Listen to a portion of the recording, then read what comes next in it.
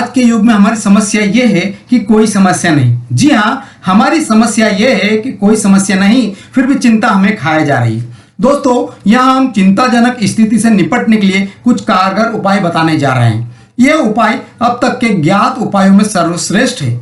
हम यहाँ बताने जा रहे हैं वे 3 उपाय। जी हाँ दोस्तों, पहला उपाय, अपनी मानसिक अवस्था का बिना डरे अवलोकन करें और निर्णय लें कि आपकी इस अवस्था से आपका क्या नुकसान हो सकता है।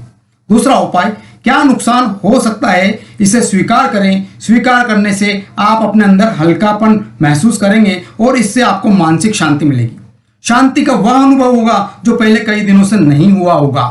तीसरा उपाय, हमें शांत मन से स्वीकार किए गए नुकसान को सुधारने का प्रयास करना चाहिए।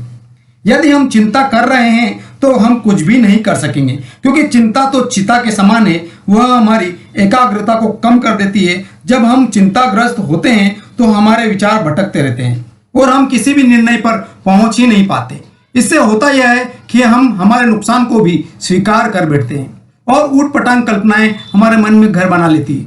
और जब हम चिंताग्रस्त विवेकहीन होकर समस्याओं के घने बादलों से घबरा जाते हैं तो हमारे द्वारा बताए गए तीनों उपाय तीव्र झटके के साथ हमें चिंताग्रस्त स्थिति से बाहर निकाल देते हैं।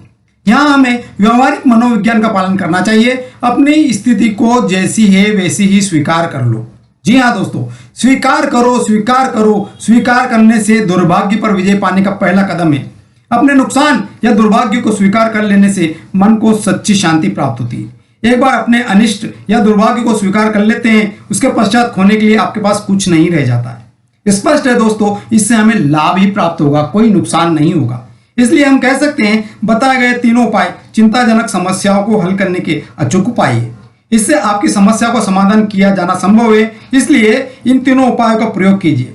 अपने आप से पूछिए कि क्या नुकसान हो सकता है, उसे स्वीकार करें और धैर्य से अपने नुकसानों को सुधारने का प्रयास करते हुए आगे बढ़े और आप अनुभव करेंगे कि आपको लाभ ही प्राप्त हो रहा है।